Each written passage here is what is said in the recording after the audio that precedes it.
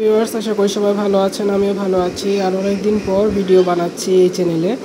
তো স্টাডি টাইমে আসলে ভিডিও অনেক দিন বানানো হয়নি আর আসাও হয়নি এই ভিডিওতে। তো আমার আজকে যে ভিডিওটা আপনাদের সাথে শেয়ার করব সেটা হচ্ছে যে সংবিধানের যে 11টি ভাগ আছে। সংবিধানের 11টি ভাগ মনে রাখার একটা ছন্দের মাধ্যমে মনে রাখার একটা টেকনিক আপনাদের সাথে শেয়ার করব।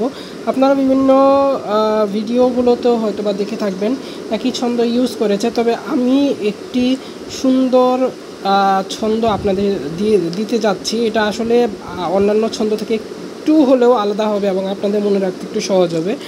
তো আমি বেশি কথা না বলে একদম টপিকে চলে আসি। তো টপিকটা হচ্ছে সংবিধানের 11টি ভাগ মনে রাখার কৌশল। তো এখানে আপনারা এইভাবে লিখে নিতে পারেন: পরামৌনি আইনের বিচার নিয়ে মহাকর্মে সংবিধান সংশোধন ও বিবিধ করল। তো এখানে 1, 2, 3 এভাবে আমি দিয়ে দিয়েছি, আপনারা দেখতেই পাচ্ছেন।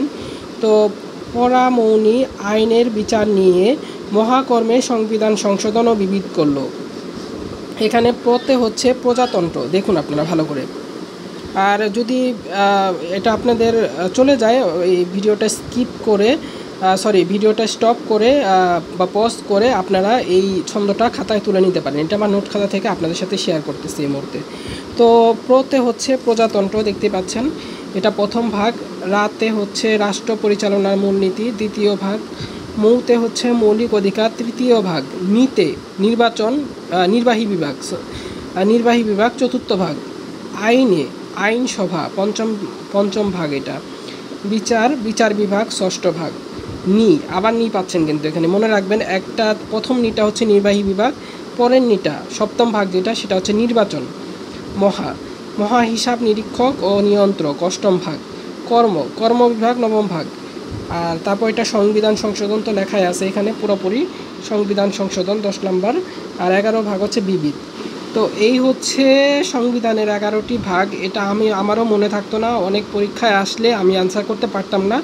আপনারা যদি এভাবে ছন্দ দিয়ে অন্তত মনে রাখেন, পরামৌনি আইনের বিচার নিয়ে মহাকর্মে সংবিধান সংশোধন ও বিবিধ করলো, অবশ্যই 11টি ভাগের যে কোনো একটি ভাগ আসলে আপনারা পরীক্ষায় সুন্দরভাবে অবজেক্টিভটা আনসার করতে পারবেন। তো ভিডিওটা ভালো লাগলে অবশ্যই লাইক, কমেন্ট ও শেয়ার করবেন। আর অনেকদিন পর যেহেতু ভিডিওটা শেয়ার করলাম, অবশ্যই বেল বাটনে ক্লিক করবেন নতুন নতুন ভিডিও ছাড়লে অবশ্যই, যাতে আপনারা দেখতে পারেন। তো সকলকে অসংখ্য ধন্যবাদ।